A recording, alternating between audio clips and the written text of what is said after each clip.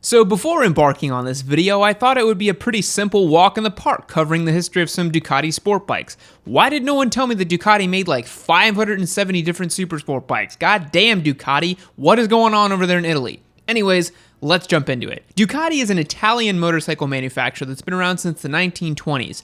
Antonio Cavalieri Ducati, of course that's his name, why wouldn't the founder's name be so excruciatingly Italian? And his three sons founded a radio company that was meant to produce vacuum tubes and other radio components. Eventually, they became successful enough to migrate their factory to an area of the city known as Borgo Panigale. Yes, same Panigale, we'll get into that. Their factory, like Japanese factories, got pretty thrashed during World War II, but they carried on. At the same time, a Turinese company called Ciata was producing small pushrod engines to mount onto bicycles. They began selling their small motorized bicycles right after Italy's liberation in 1944. Ducati began to compete and offer their own small motorized bicycle, and the journey began. Before I get really into this video, the purpose of it isn't to be an exhaustive history lesson on Ducati. Instead, what we're going to do is trace a line from Ducati's earliest offerings and show how they evolved into the Panigale we know today. Similar to how Yamaha had their red Dragonfly 250cc motorcycle, Ducati had their Mach 1. It was their initial offering into racing and was a single-cylinder 250cc bike that was actually the fastest 250 road bike at the time. It was a 4-stroke motor, which was pretty unique, and is to this day an incredibly and rare sought-after motorcycle among Ducati enthusiasts. Here's a sound clip. From there, we jump into the Panta, which was an important mark on Ducati's journey to becoming the modern-day sport bike manufacturer we know. The Panta marked the transition from failed parallel twin design into the V-twin motor. Ducati also added the trademark trellis frame into this bike and made sure it had the performance chops to compete with the inline fours from Japan. Here's what it sounded like.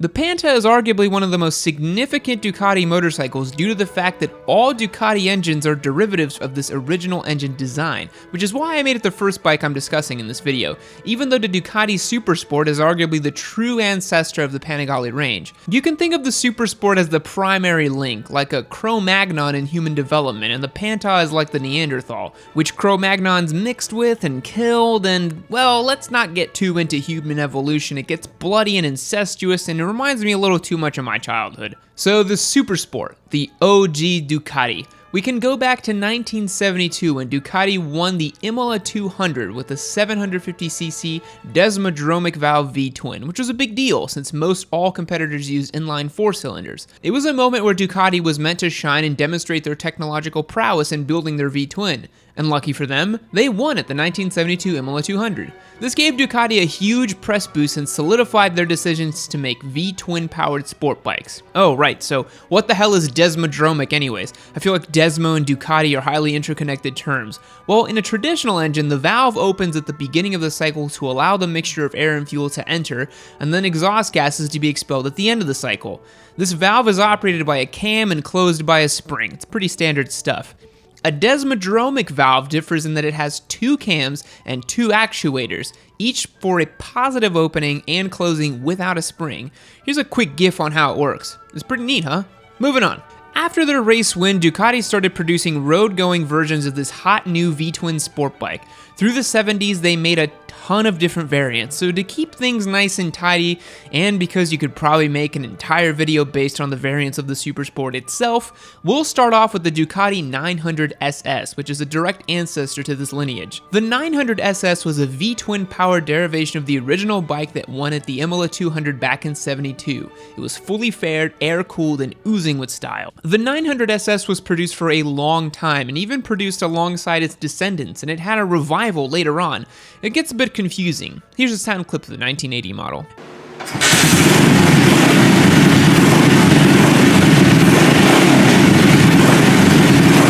An important thing to note is that Ducati also made little brother variants of the Supersport for Japanese and European markets, bikes such as the 400SS and the 600SS, which really was the birth of the big Ducati, little Ducati relationship that their future sport bikes have. While the Supersport continued production, Ducati started to refine their sport bike, and actually the new 2017 Supersport is, in a way, not only just in name but in style of the bike, a derivation of the Supersport family, even though it's got these upright bars and touring-style ergonomics. Ducati began to iterate on their sport bikes and started production of the 851. This time the bike came liquid-cooled and with 4-valve heads, which was a big upgrade and made the 851 competitive with other motorcycles at the time. Ducati also upgraded the wheels from 16-inch to 17-inch, resembling more modern sport bikes. Here's a sound clip.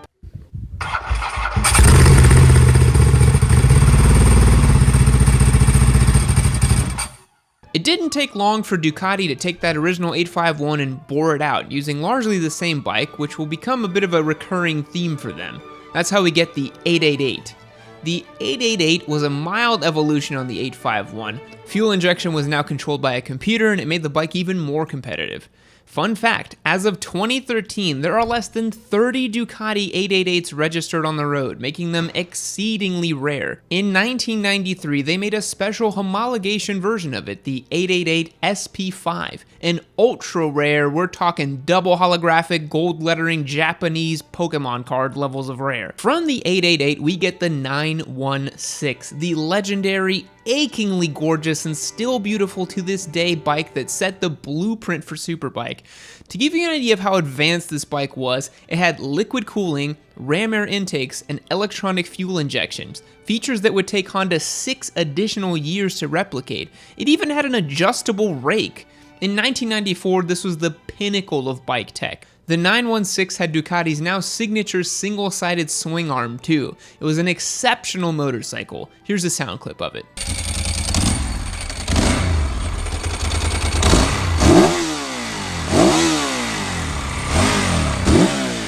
From here, we get the true separation of the big Ducati, little Ducati phenomenon by way of the 748, which was a smaller bore version of the 916.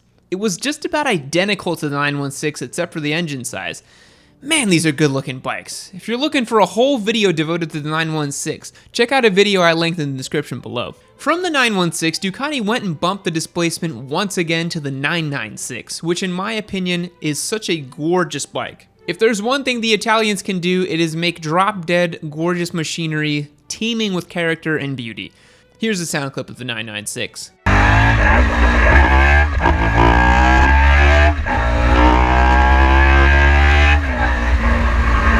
After the 996 came the 998, which was the final iteration on the 916 platform. They made minor changes from the 996 aesthetically, however the engine was all new from the crankshaft up. The 998 had a relatively short life, only 2 years in production, before Ducati totally revised the bike and released the controversial 999. It's difficult to make lightning consistently strike, and Ducati had to drop the ball at some point. I gotta say, the 999 is one of the ugliest bikes I've seen. They went with a more compromised ergonomics package, drifting away from the unbelievably focused race bike ergos of the 916 platform. And while being a bit of a black sheep in the Ducati sport bike line, the 999, from what I've researched, I've never actually ridden one, is quite the bike and is actually quicker than its predecessors. You can't fault that too much. Anyways, here's a sound clip.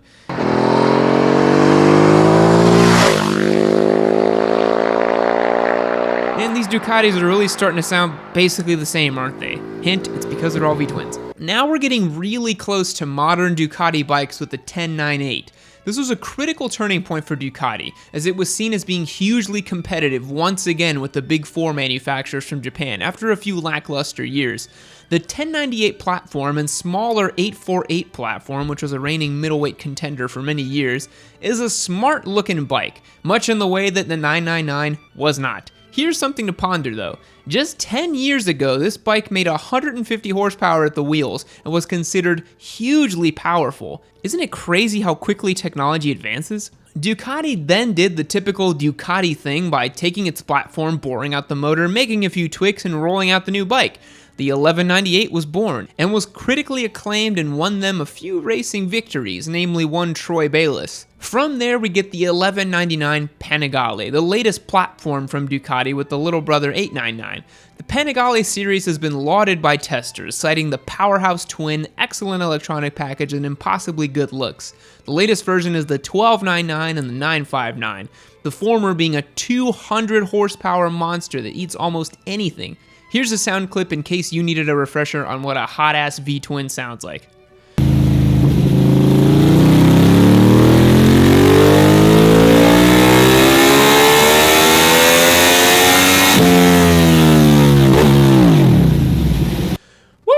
That was quite a bit of history on Ducati. Thanks for checking out this video, guys. I'm hoping to do more of these history series, so what's a bike or manufacturer you'd like to see in the future? These are actually really fun for me to do because it broadens my horizons and puts some interesting and useful content out there in the universe. So thanks again, subscribe today if you already haven't, and I'll catch y'all next time.